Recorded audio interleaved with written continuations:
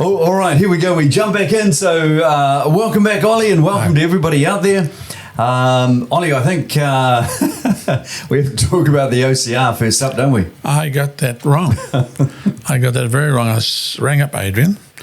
Tuned him up? I gave him a rocket. I thought you might have flown down there. Well, that was on my mind, but I gave him a rocket. I said, Adrian, that's not the way you play the game. And he said, sorry, but he had pressures from everywhere. But all these bankers spelled with a capital W are the same. And so, unfortunately, seriously, the OCR jump was unexpected by most people, including me. Yep. And all it's done is feed more inflation to the systems, And you can see the figures have come out recently that inflation and everywhere is going up, while house prices are going down. But interest rates are going up, so it's really one squares the other off. And our good government has now given more pay rises to people. So as soon as they get the pay rise, it's taken away by the increased cost of living. So, what a mess. Yeah, and the amazing thing is the New Zealand dollar has stayed steady because you'd think the New Zealand dollar would go up as interest rates go up. It usually does. So it makes you wonder what happens if interest rates go down, if the New Zealand dollar falls down. Yeah. I remember years ago the New Zealand dollar was 30 cents, the American dollar. You try going overseas on that basis. Wow. Thank goodness I'm not the Minister of Finance. Isn't it funny? I haven't even thought about travelling. A little bit planned for the end of the year, but I haven't even looked at the strength of the dollar. Just looked internally at cost of living. Highest food prices going up, the highest they have, or the highest increase in 30 years. Yeah, so I'm going pretty tough, isn't it? I'm going on a diet. There's no doubt about that. That's why we'll save money. It's going fast food, cheaper. Yeah, fast food is going even faster. Anyway, seriously, they're hitting folks even more. Interest rates are grinding away. House prices are, I don't know if they're falling or maybe hit bottom already. There's some big discounts out there. And I don't know exactly what's going to happen next, but all I can think of as advice generally is just cut back your borrowings. And don't splash your money around. And reduce spending. Well, that's what they want, don't they? Reduce spending. But if you reduce spending, you're creating a recession. If you create a recession, and so on and so on. It gets tougher. And do you think that was the OCR was twice what we expected, the increase? And do you think that was on that basis, just to put the fear into people and say, look, stay tight? The reality is it won't put the fear into people. It actually will be fearful as the mortgage rates and business overdrafts and all the other things. And don't forget the government borrows money too. The government borrows a lot of money. They have to pay more, so they have to get more taxes. And how do they get more taxes from a reducing economy? Listen, I want to sleep nights. I don't know how to figure it out. It's a mess. Let's stay away from that. Let's. Okay. What else are we going to talk about? We're going to talk about pre-settlement inspections. Now, there's an interesting topic there. When you've sold, I'll talk about the sale. When you've sold your property, there's that horrible long space between getting the deposit and the actual settlement. You start packing things up, and everybody's sort of tiptoeing around in a sort of a macabre dance, you like, waiting for a settlement. And the buyer has the right to come a few days before settlement and have a look at the property. And this is where trouble begins, because many times the buyer think they missed the first time because furniture's been shifted, and they start making a little shopping list, and they want this done and that done and this painted and this fixed and what have you. And this is a nightmare for the seller who's packed up and he doesn't want to have a shopping list of things to do. So the most practical way, if you can get away to do it, is to offer them so many thousands of dollars or whatever as a discount on the price, just to make it go away. That works most of the time. But if not, then you have to do the repairs or upgrades, what have you. So this can be quite sticky, and a buyer can delay settlement until things are done, and all sorts of problems come out of that. So just make sure that your place is in as good a order as possible. And that you point out anything that's wrong. Most buyers are reasonable. You can't expect the place to be perfect. But this is something you've got to be aware of.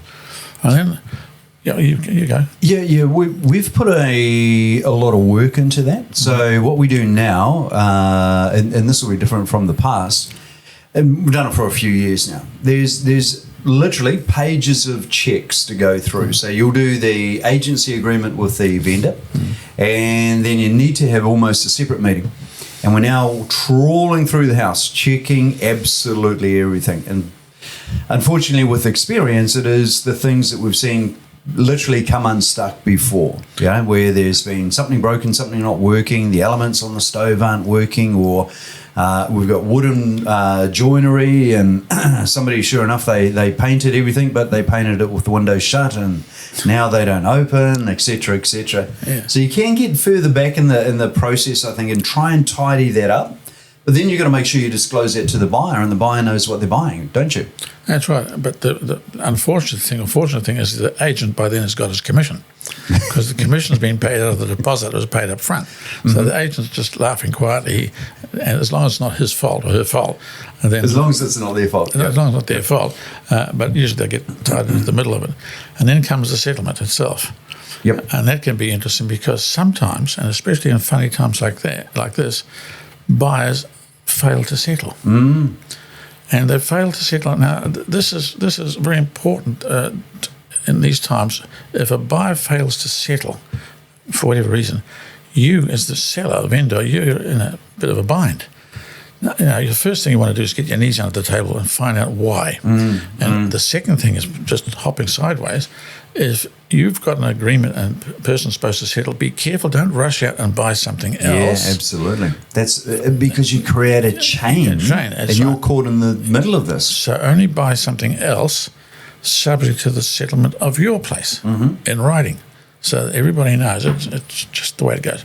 So just on that point, not just subject to, say, a current offer being declared unconditional, but subject to that settling. Actually settling, that's right. Yeah. In this market, sort of market. Yeah, that's right. Now, there's two reasons basically why a property doesn't settle. One is the buyer's changed his mind and thinks they've paid too much, and there's a problem. You want to sit down with them and say why. And I've had this many times. I've sold properties, and the buyer has changed their mind. They think they've paid too much, or grandma, whatever, doesn't like it. And so you sit down with them and say, what's the problem? And you try to sweet talk them into settling. It may require a further discount on the price, to whatever. Try to find out what it is and get it sorted. But what are your rights? What are your rights if the buyer changes their mind on an unconditional agreement? You have several rights. One is that you can issue a property law notice from your law in a few days. I've forgotten how many days now, but a few days. And then you can cancel the contract. And you can keep the deposit. And keep the deposit. And the agent keeps his money too. That's fine. You cancel the deposit, and that's it.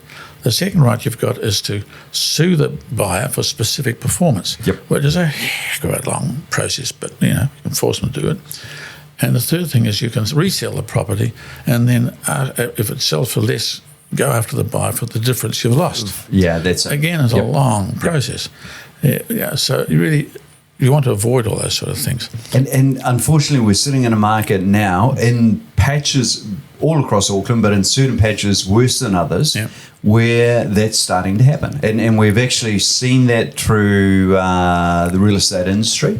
Last year, it suddenly kicked in, especially when we had first-time developers coming in, buying tranches of land, putting down the deposit and working out that they couldn't borrow and settle on it, they couldn't flip it, and their only choice was to walk away from the deposit. But as you say, it's good business. The vendor could still retain the deposit, resell, and if it's for less, then try and recover the loss as such. And there's another reason why a buyer doesn't settle, is that something has happened to the contract, to the property, or something that nobody could foresee.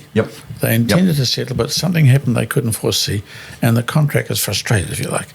It's usually called an act of God or force majeure. Like there's an event that breaks the whole contract up that nobody could foresee. In that case, the contract has to be abandoned, because this may be very common. These floods we've had and these cyclones we've had, I'm quite sure there's been properties halfway through a deal, unconditional as it is, and suddenly, bang, the property doesn't exist anymore, or the buyer's sale or something happening, and you have a force majeure situation, and the deal can't proceed. In that case, it's another court case, or sit around the table, whatever you like. It's another reason why settlements don't occur, especially with these events. Have you had experience in that? Well, we haven't, and I was looking around. You guys will touch wood, but there's nothing around. Touch wood. No, we haven't, but there will be people there. So there'll be people there now where if they were to proceed with the settlement, say it's the floods, it would be on diminished value. So then there's an argument of what the new value is. Or it can be on, you take it at the settlement price if there's insurance in place that would put it back to good. Well, it depends how severe the whole thing is. If the house doesn't exist anymore, or the land doesn't exist anymore, or it's a real... Yeah, tenantable and untenantable. There you go. There's the legals on it. But here's an interesting one, and we thought about this as the floods, as we came out the back end of the floods in Auckland in particular. If people don't have their own insurance on the property, then they've got trouble with EQC and everything. So there'll be some properties out there that there was no insurance. EQC, earthquake, and war damage. That's right. And now sometimes the buyer can't get finance or can't get enough finance. That's one of the reasons why there's a hiccup. Yep. And one of the choices you've got as the vendor, if you can get to talk to people, is say, look, I'll leave some money in. I'll leave some. Say you sell a place for $1 million, and the buyer can only come up with $850 or something like that. You can offer to leave $150,000 in, and say over 3 years, and pay you back, perhaps interest-free or something like that. And it may work. The problem is many banks don't like a second mortgage, because that's what it is, on the property. So you have to make a side deal as a personal loan of some sort. I don't know how to get... many banks don't like this at all. They don't like it at all. Unsecured second mortgage. Well, it should be secured. But I've had fights with banks over why does a second mortgage, why is it a second mortgage a problem with the bank? Because the bank has the first mortgage from the ground up. Yep. What's it? And they get paid everything if something goes wrong. What's it matter to them if there's a second mortgage? So I've never managed to find out the truth. It's really annoying, but that's a nice way sometimes to get a deal through. I think if you're the vendor and you're prepared to take that risk, because if the bank had to force the sale of the property, and we know now they're trying not to do that sort of thing, but if they had to force the sale of it, in the old days they might have just cleared their own debt. Now today I think the regulations on them are completely different. But it's in the last 10 days we've had an offer floating around. That question came up from the purchaser, vendor finance sitting on it. Vendor asked our opinion. We said, talk to your solicitor. I think they're going to tell you no. So we're going to give you no advice on that, but talk to your solicitor. And they came back to us and the solicitor said, no, don't do it. Just because of the risk, I think, sitting in there of lending to somebody that couldn't borrow from the bank. Well, it can happen. There are options. I'm just giving all the options that happens if the buyer can't settle. Another option you've got is giving the buyer more time. Yep. If the settlement date is the 32nd of October, it's a good day. It's watching if you're listening. Say the settlement date's the 32nd of October, and the buyer can't come up with the money. If you can possibly do it, you can extend it for a month or two. Yep. So, okay, we'll hold everything in place, and you've got another 2 months to see if you can make it work. Yeah, perfect. And they may get their act together in that time. The third way to do it is they put down more money, and you rent the place to them. They move in, you give them possession in a form of a lease or tenancy agreement with a compulsory purchase at the end. Am I getting? Is this too hard? Is this too hard for you? This is something you mentioned in one of our earlier podcasts, and I remember thinking at the time, I reckon that hasn't been done for years. And then we don't tend to. We sort of straight line as far as the real estate sales. You got your commission, you're out of it. you don't even know this happened. No, we do have the concern sitting in there. But I think you would have structured some deals years ago where it was sort of, I remember sort of as a buyer, and somebody offered me it was rent to buy. I said, I have no idea what the hell this is all about. Well, I'm just talking about a short-term thing, just to get things moving. Yep. And I've done it. I sold a house that we lived in to somebody who rented it for 12 months and then paid it out, which is a pain because they had to go and buy something else in the meantime and pay for it without the funds from the sale.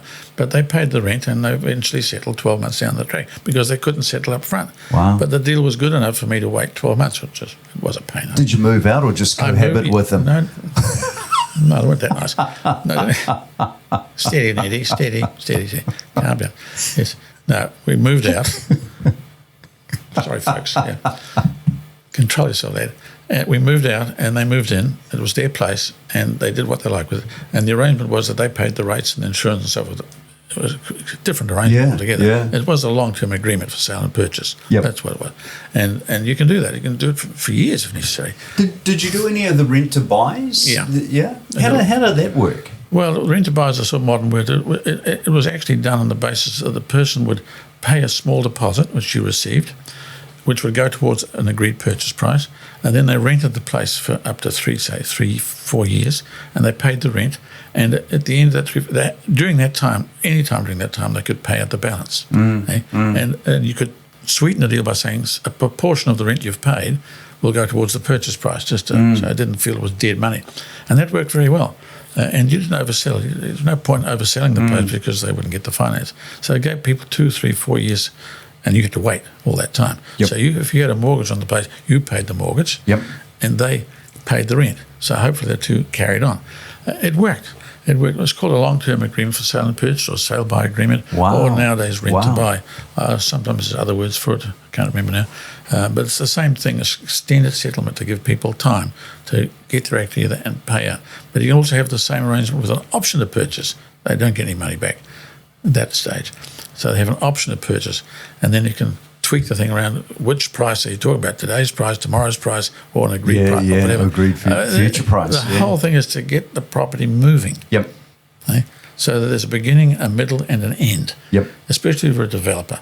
Talk about developers, you see that Scarborough went out. That was a big sad thing. There's a big developer, respectable people. They're around as earth movers earlier, Scarborough Brothers. Yep. Highly respectable firm, very sad for them. But the list came out yesterday, and I looked it up, 300 sub-trades. They're not going to get paid. Caught up. 300. And they've got families and mums and dads, and they're not going to get paid for goodness knows how long. So it's quite a shock. $15 million, which is a lot of money in anybody's, is now hanging out there to dry. So we've got to think about those poor sods who are not going to get paid because of that. Yeah, maybe never. Yeah, maybe never. Very, very tough for them. And when they're caught up on those sites working like that, and if they get the feeling that it's heading in that direction, they're caught between a rock and a hard place, aren't they? You can't walk away and sort of forsake it. You try and hang in there. But we get back to the long-term agreements and so forth. It's something that people should think about in the case where buyers can't get their act together. You really want to sell, is go to your lawyer and ask them about long-term agreements for sale and purchase, rent to buy, call it what you like, so you can get moving. People can move in, they can do what they like to the place. It all depends what you write up in the agreement. They can treat it as their own home, and the rent and all in part goes towards the purchase price, and you get a price you might like. It's better. If you can't afford that, you can't afford it. But some people, I'm just thinking of a person I'm dealing with now, they're going to a retirement home, and they bought the place or the lease or whatever you call it, and they don't need the cash from the house in a hurry. So they've rented it to somebody who's going to pay a certain price in 2 years' time. So that works out well. Sounds smart. Was it also used? Was it a mechanism with rental properties to sort of sweeten the deal for somebody who looked like a tenant, saying, "Okay, hey, I'll tell you what, you have got an option to rent to buy on this one." If you have, did you do it that way? Yeah. If we're talking about rentals, it's a different thing altogether. You can always give a tenant the right to buy the property they're in. They may look after it a bit better. Instead of smashing to bits in 6 months, they smash to bits in 12 months, you see. No, seriously. Some tenants are keen on buying the properties in, and you can give them an option to buy, say in 12 months, 2 years, and give them a sweetener by saying some of the rent you've paid. But of course, it doesn't always work, and which way does the option work? Have you got an option to buy, or have you got an option to sell? It's a lot of fun. I tell you, there's more to this than meets the eye. Yeah, that sounds very interesting. Yeah. Oh, well, there we go. So maybe, and just a last point maybe to throw in there, when we're talking about when the purchaser can't settle, we've actually put protection in. I've been running it for, basically since the GFC. This is when I first saw this, which is the protection on the purchaser if the vendor can't settle. Oh, yes. So purchasers were sending through the deposit, 10% of the purchase. Yeah. Vendors were spending that, nothing left or not enough left to clear the mortgage, So they couldn't hand over title. Yeah. Thoughts? Right. If you're a buyer, if you've got any suspicion at all that the vendor maybe, sort of bother, put a caveat on the title straight away. Caveat, Latin for warning. Get your lawyer to put a caveat. That stops the stops the vendor from, say, raising more finance on the property, which happens. They get a sale, they go and raise more finance, and they find they've got more finance on the property than they can settle. And all sorts of marital split-ups, and other people come into the act and say they have a share of the property. You put a caveat on it the moment you buy the place, the moment you go unconditional. It stops them messing around with the mortgage. They can change things with your permission only during that awkward time. So it can happen that you don't know when you look at a property how much mortgage a person's got on it. Yeah, you don't know what commitments they've got. You don't know. And suddenly that comes to settlement, the seller, the vendor can't settle because they've got commitments left, right and centre, especially in divorce cases, especially in cases people are a bit broke, they've got huge debts, and they've got debts at the bank and they've miscalculated how much they owe. They're getting the proceeds from sale and it's not enough. It's not enough. Yeah, that's it. That is a nice interesting point. So they put that caveat on, that stops them messing around with the property. And then from our side, agent side, we get disbursement of the deposit through to the vendor's solicitor. Yep. Because we won't know, agents won't know, buyer won't know, we won't know what the value of the mortgage is, what the debt looks like. So that goes through to the vendor's solicitor. The vendor's solicitor can look at that. Yeah, that's a nice relationship, and can decide you can disperse out to their client or go, that has to be retained. Otherwise, you won't be able to give clear title, and that's one of your requirements under the contract. I've seen exactly that. Where the person sold the property, had a mortgage on it, but forgot to think about the overdraft they had with their business. Same bank. So when the property sold, the bank said, we want to be paid too. So there just wasn't enough money. Yeah. So a deal was made, obviously, in the end. Yeah, true. True. I didn't even think about that. Yeah, what if there's even multiple properties attached to that? Yeah, and you've spoken about that before on using different banks as you go through. That's right. Right. There we go. Well, there was a fair bit of information. OCR. Yep. Well, the next you'll sort those guys out. And they're going to get a smack around the ear that. And they deserve it too. Pre-settlement inspection. That's right. And then following on from that, settlement. And if there's a challenge on the buyer's side settling, how do you work together on that? And if there's a challenge on the vendor's side settling, how do you put some security in there? And then long-term buys and rent-to-buys. That was really interesting. Everything's interesting, Ollie, with you. It's a big subject, rent-to-buy. We could spend the next 3 or 4 sessions on rent-to-buy because there's all sorts of wrinkles on that. I like that one. We might come back to that one because that one just completely was off my radar and haven't heard of it in years. You young people have got a lot to learn. That's why I'm sitting here. Ollie, thanks very much. Okay. Love it as always. Thanks for listening. Thanks for watching. And we'll be back soon. Ciao.